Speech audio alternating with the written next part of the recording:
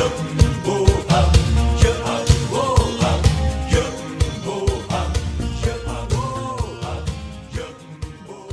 very pleased to introduce Barbara McPake, who I think probably needs no introduction.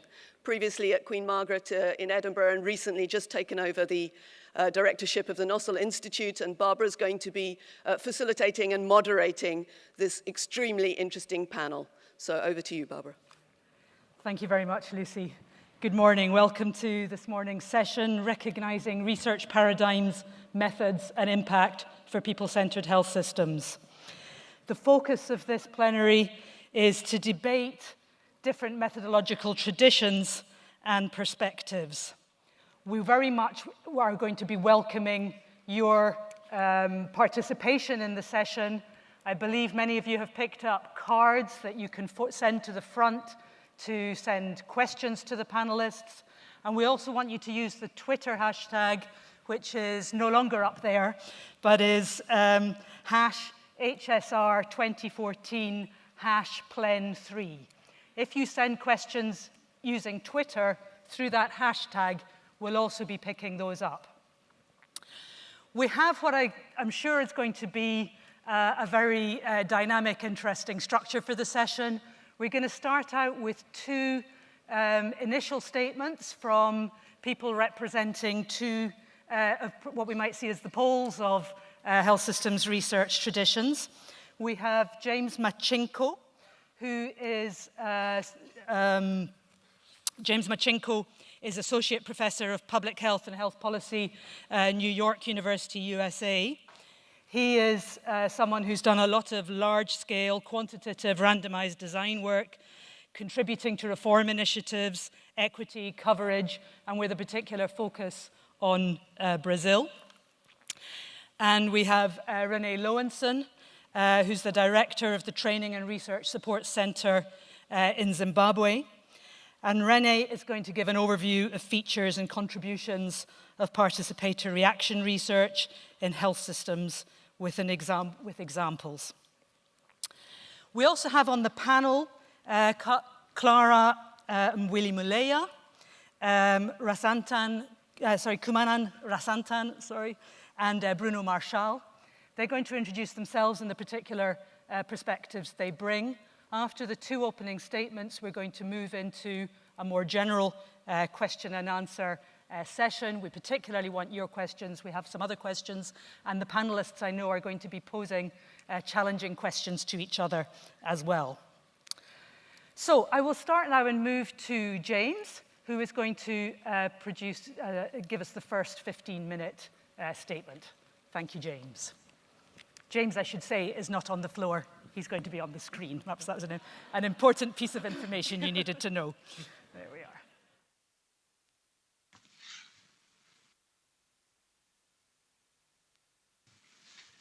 Good morning and welcome, everyone. I really regret not being able to be there with you today as I greet you at 3:30 in the morning from a cold, rainy New York evening. But I'm really thrilled to be part of this panel, and I'm really excited about the discussion I hope that ensues afterwards. So if we could start with the slides, what I was asked to do today was to present a little bit about some of the contributions and challenges of the quantitative research traditions and how they can actually be harnessed and used towards building and supporting more people-centered health systems. So I'm going to briefly touch in this 15-minute presentation on just a few areas. First, some of the contributions. I'm going to give a little bit of review of what some of the contributions of these traditions have been to some of the work we've done in Brazil. Some new approaches that I think might be really interesting ways to move forward with some of these approaches, and then throw a few questions out and a few challenges for the panelists and for ourselves in general about how we might be able to use these techniques to strengthen and promote more people-centered systems. Next slide, please. So first, I think it's important that we review very briefly that we've learned a lot from quantitative approaches, or at least we believe that we've learned quite a bit from them. We've learned how to quantify differences in healthcare costs and quality, although the definition of these terms sometimes is still debated. We've learned how to address equity by, for example, weighing healthcare payments to reflect underlying socioeconomic or health problems. And we're still developing some still imperfect approaches to trying to understand how to quantify the burden of disease. Some of these kinds of techniques were very helpful in some of the work that we did in Brazil. Some of the early national studies that I was involved with really wanted to find out whether expansion of a community-based primary care program, the family health program, actually had an impact on health outcomes. And this is an important set of work because there wasn't any national level evidence. There were lots of anecdotal stories. There were some really convincing case studies in a few of the municipalities where this program was piloted. But the Ministry of Health was under a bit of pressure to be able to expand this program without some kind of evidence of impact. So early on in about 2002, we started working with a number of partners, with Ministry of Health, with the Census Bureau, the researcher community across different universities, associations of family medicine, and researchers from some of the actual municipal health secretariats. And we were able to provide, I think, some fairly crude estimates of what the impact at the state level of expansion of this community-based primary care program that was available free of charge to any Brazilian who lived in a municipality in which it was offered. And we were able to really quantify to some extent that expanding this program by about 10% of the population led to a nearly 5% decrease in infant mortality rates. Now, of course, this was widely taken up. The press loved the fact that we could quantify this number in such a concrete way. Of course, in reality, we all know that there was quite a wide confidence interval around that estimate. And then through later work, we really had to try to refine that. So what about different impacts in different areas? So we looked at municipal level effects. We tried to look at the real mechanisms of action. So looking at whether the program was reducing deaths from diarrhea, for example, or any specific cause of infant mortality. Very soon, there was a need to come up with new evidence, and that is trying to show that this program also benefited adult health. So it took about 5 years to develop and validate a list of ambulatory care sensitive hospitalizations that could be used nationally to try to assess the impact of changes in primary care expansion on utilization and efficiency of health services. Now, we recently went back and re-estimated some of these studies using causal inference techniques. It turns out we wildly underestimated the impact. There was a much larger impact than we were even able to measure. Of course, the policy dialogue has moved on, and I'm having a hard time getting traction on the fact that we did better than we thought we had earlier. Next slide, please. And this is an interesting moment to revisit some of these results because I think the field of quantitative analysis, especially in impact evaluation, is really in turmoil. We know that the quality of many empirical studies has been weak, and that's partially because we've come to internalize the need to really be able to assess impact by understanding a counterfactual. This is something that's extremely hard to do. Next slide, please. Next slide. So I want to introduce you to the perfect natural experiment.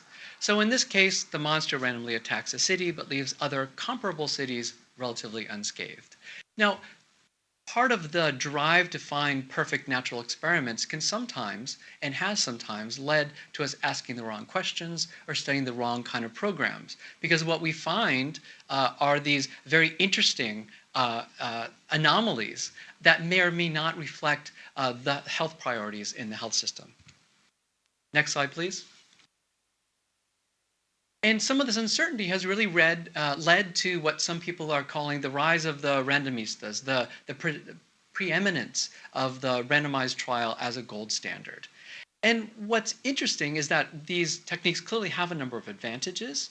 But it may be that, particularly in the last decade, their promise may have been blown out of proportion. You can see I've got some quotes. For example, a Lancet editorial saying that by embracing RCTs, the World Bank is finally embracing science. Or an even more hyperbolic statement by the BMJ in 2001, Britain has given the world Shakespeare, Newtonian physics, the theory of evolution, parliamentary democracy, and the randomized trial, as if these are all on the same order. And that's clearly judgment that we might want to discuss a little bit in the plenary. There are major limitations to these methods, and they're extremely hard to do well. And the preeminence of some of these techniques and their designation as a gold standard may have led to some somewhat less than relevant research and some research findings that may be very difficult to put into practice. Next slide, please. So in the next few minutes, I would like to just touch on a few areas of promise. I think ways that we might think differently about the use of quantitative methods and how we might incorporate a more people-centered approach to their use and interpretation. Next slide. So we know that in the world of public health in particular, some of the basic public health functions are often neglected. They're neglected for more exciting investment. So the idea that health systems should at the very least be able to count and do accounting.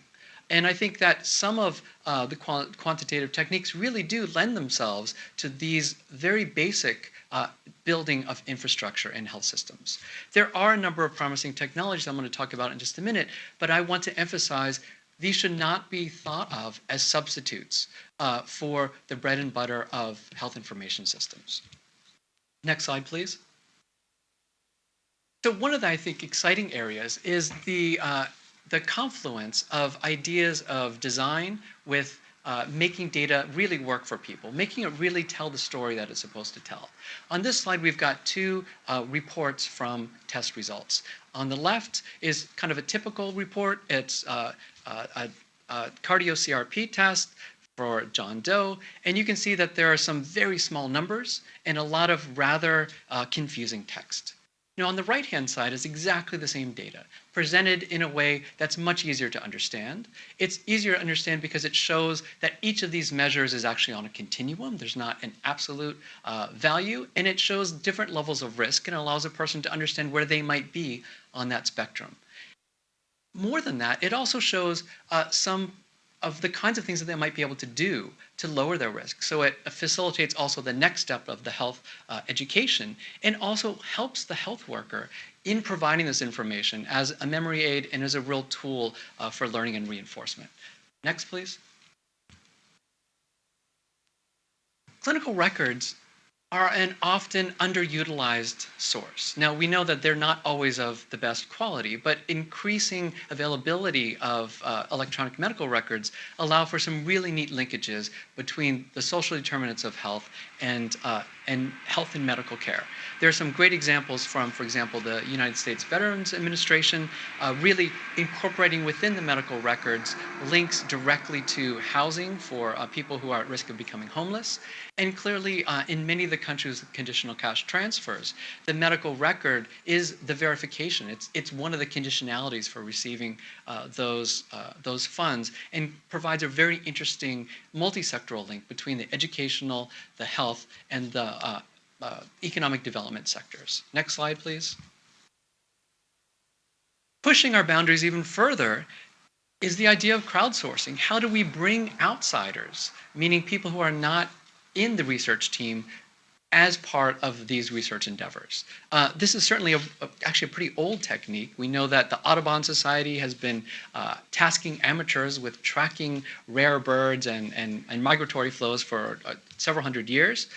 And there are many ways that these crowdsourcing techniques have been used to supplement and enhance existing research, whether it's promoting inclusion of underrepresented groups by providing different forums for them to participate, in terms of using it for formative research to solicit feedback about health promotion materials, et cetera, helping in evaluating the scientific literature, so doing meta-analysis by actually sending those questions out and asking people to identify gray literature, other things that might not be easily discovered through internet searches. There's been some really interesting work in pattern recognition and data processing. And then clearly, one of the most widespread applications is through surveillance, particularly of infectious disease, looking at cell phones and social media. Next slide, please. An even more interesting way to kind of think about how we take advantage of what we know and to try to apply that. So to try to expand the generalizability, or at least the feasibility of different policy options, is to really enhance learning and experimentation through simulations and games.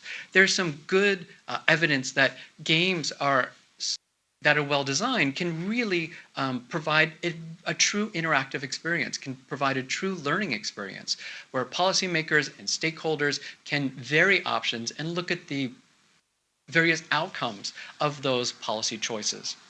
This is just a diagram of one of the puzzles in Healthbound policy simulation game used to simulate the difficulty of balancing equity, access, quality, and costs in the current US healthcare system.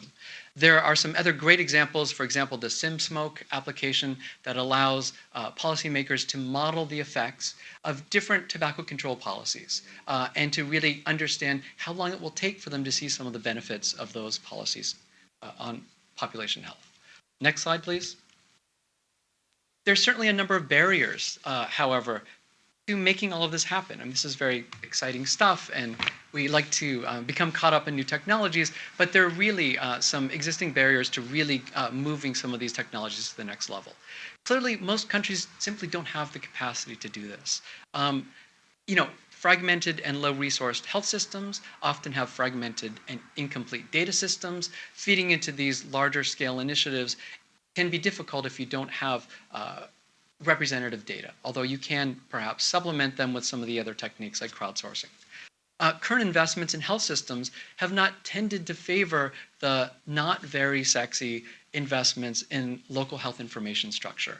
And I know that many of the presentations over the last few days have looked at some real interesting experiences in long-term district level building on health information and management infrastructure, which I think are really a great set of examples for us to build upon. Another big problem is the global inequalities in basic STEM training.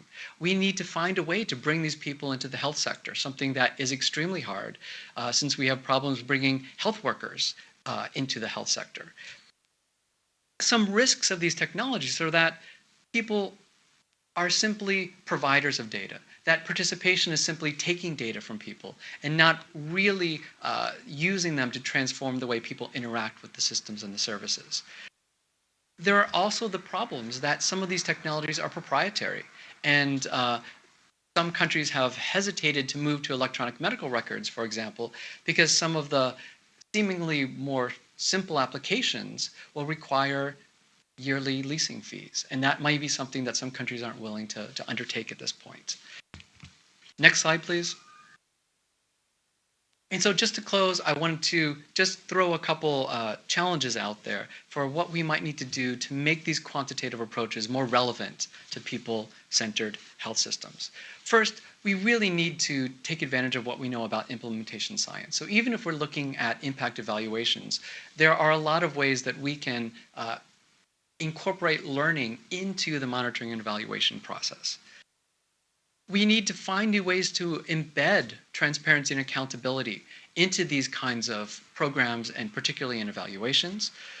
We need to institutionalize, to some extent, these multi-sectoral or whole-of-government approaches to monitoring and evaluation that really provide for developing a critical mass of experts and expertise in the data analysis and kind of the policy modeling, but also that provide for this cross-sectoral learning that might happen about learning about different policy tools from one sector to another. There are other ways that we need to think about democratizing this data, which really imply links with the educational sector. Numerical literacy really is an area that needs further work.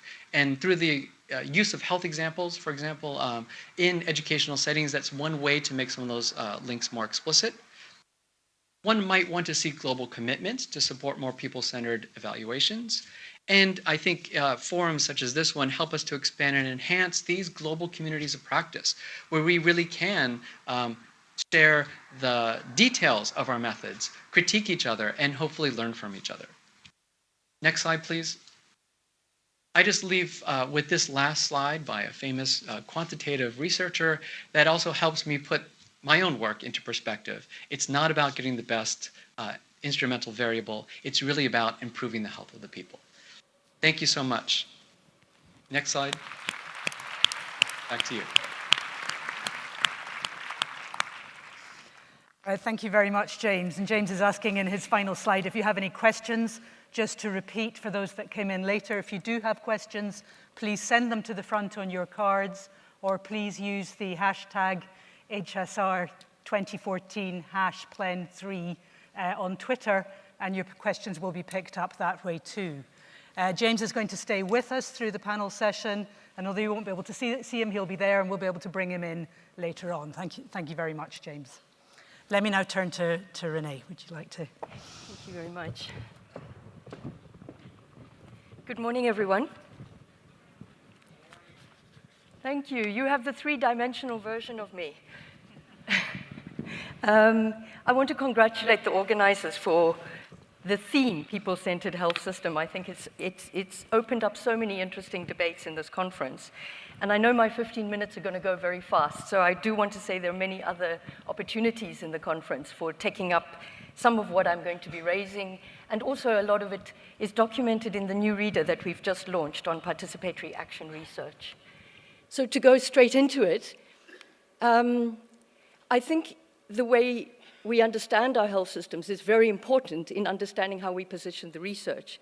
And they have many roles. Our health systems reflect or challenge values in society. They act on exposure to risks. They act on diseases through treatment and manage well-being, etc.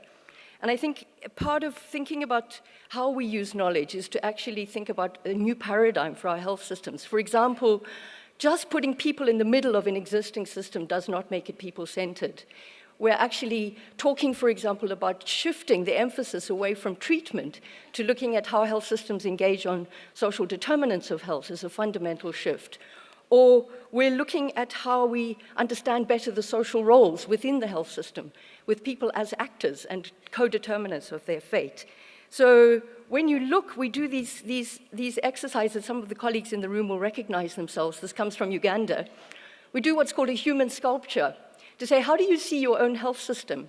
And invariably, when we ask people to present their health system, the young woman, the person who plays the role of the young woman coming in with a health problem, is always in a subjugated, rather disempowered position. The health worker who's sitting at the desk there is often busy with management tasks and filling in records and maybe some of the data systems that James was talking about. And the person is often talking to someone who's not a health worker. In this case, it was somebody at the gate or the clerk.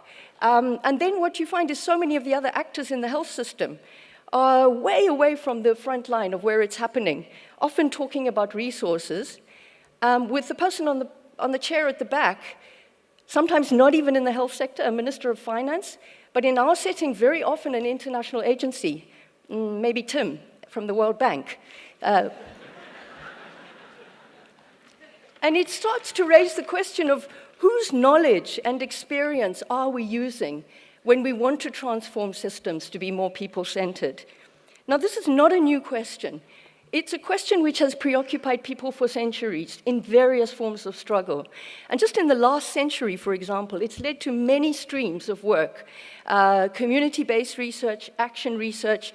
You can't read all of this, it's in the reader, so, but just to show you this diversity of rapid rural appraisals that take large surveys and put them under community control that have led to forms of community monitoring. And then, of course, participatory action research, which has developed as a way of putting the power over the control of knowledge in the hands of the people, often to challenge quite significant injustices in health or in its determinants or in the health system, to build learning from the action of the people involved. So I'm going to spend a fair bit of time talking about participatory action research in the next couple of minutes. I'm not arguing for the exclusion of other forms of social action. Sometimes it's not the time to do inquiry, it's the time to act. This poster comes from the latest climate change conference. And neither am I arguing for the exclusion of other forms of research. Sometimes communities themselves use other forms of research when it's necessary. So this is not a competition of research paradigms, but I am arguing for the question of knowledge brought into the control of people to be a central part of what we consider to be people-centered health systems. What do we mean by it? Well, firstly, and I think we use the word participatory, sometimes action and sometimes research in very loose ways. But in this kind of understanding is that it seeks not only to understand reality, but to transform reality. It's a fundamental feature of this form of work. That it transforms those participating from being objects of research to being the subjects of research. I was smiling when I saw the crowdsourcing publication reference, where it talks about harnessing the people. It still feels to me like we're harnessing an animal to lead a cart. What we need to be doing is having the people driving the cart. Or as my friend Feroz Manji once said, if you are not the cook of the dinner, then you definitely are the dinner. It makes the researcher not the controller, but the facilitator of the process. And it's a big challenge. I've faced that challenge. It's not an easy thing to be a facilitator. It builds theory from lived experience of those who are directly involved with whatever is at hand, whether they be health workers or people in communities or managers or whatever, but with a shared organizational potential. It organizes and collectively validates that experience and problematizes and looks for causes, identifies action. And then, what is really important in this type of work is it doesn't build knowledge to act, it builds knowledge from action. The process of action itself is a generator of knowledge. And this happens never in singular events. It's very rare for this kind of transformation to take place in a singular event. It happens in spirals of building evidence, of systematizing, of problematizing, of taking action, and of learning from action. But what is critical is that in the process of doing this, people begin to understand their own role and power in making that change within the health system, from often extremely disempowered positions. Now, the methods then, and research does require systematic processes of methods, are used to draw out each one of those stages. There are methods for collective review of individual experience and observation. There are methods for collective validation of that experience. There are methods for analyzing cause and relationship in a collective manner, and for reviewing action. And I don't have time to go into all of these methods, but there are diverse methods with clear principles for how to do this sort of work, as methodologically important as the methods that are being used in other kinds of research.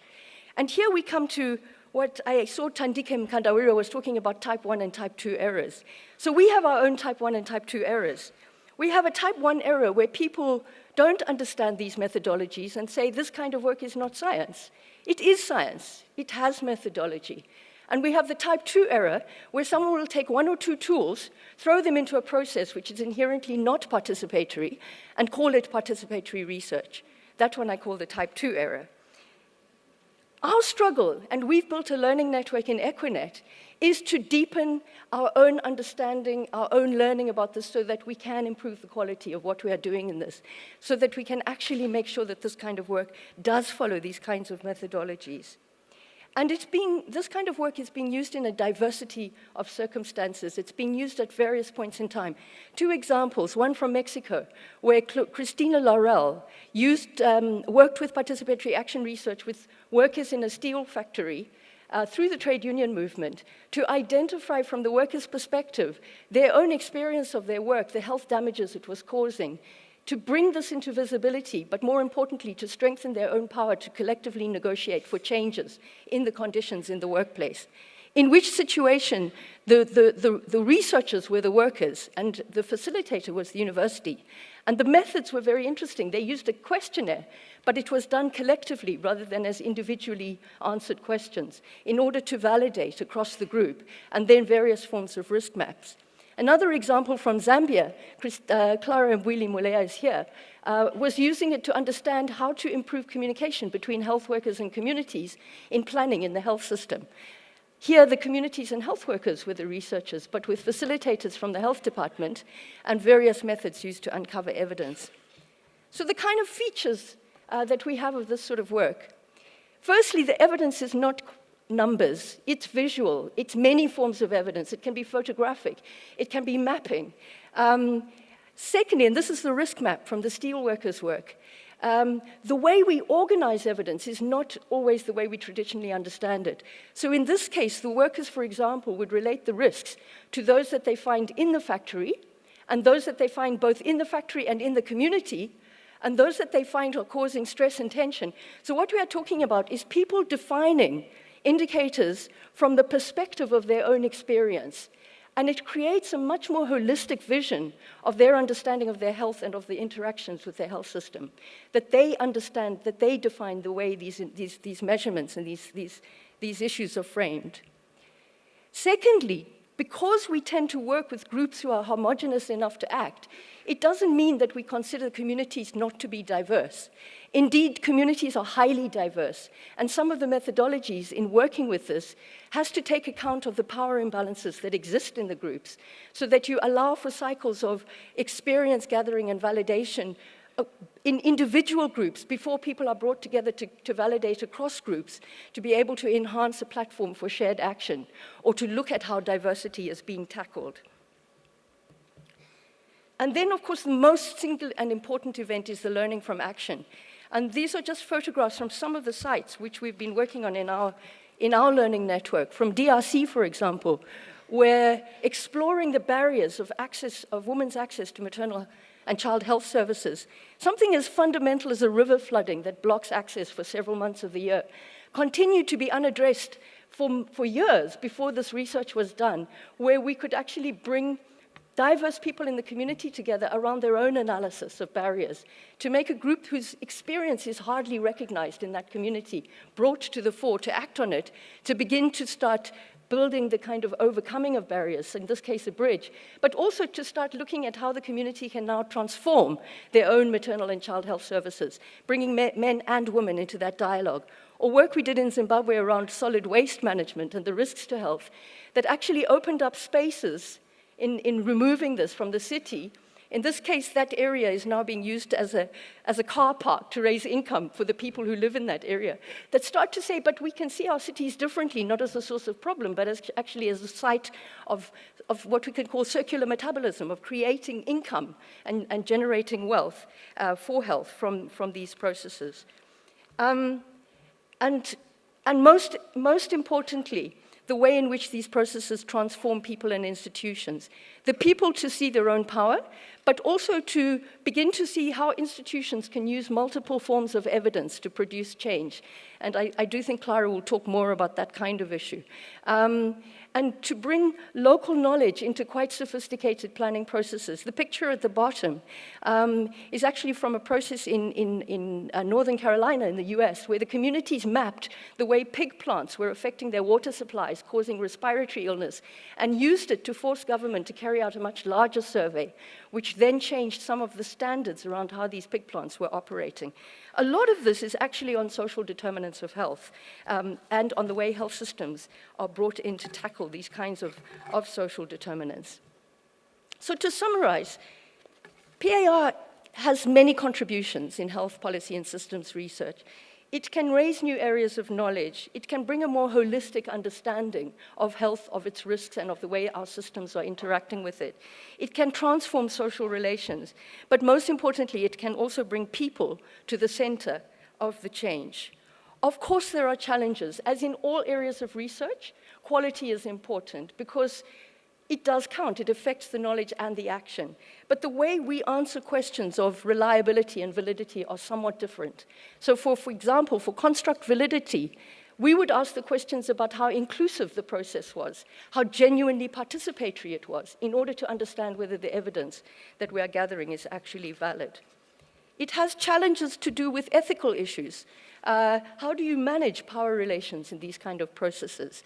And we are working in our own learning network to interrogate this more clearly, because ethical review boards often don't understand how to manage ethical issues in these processes. Of learning from action, of sustaining processes for long enough to have sufficient cycles to learn from action and to institutionalize it. Of overcoming local specificity through generalizable insights. And it isn't an easy fit to current funding frameworks or to journals that are currently in place.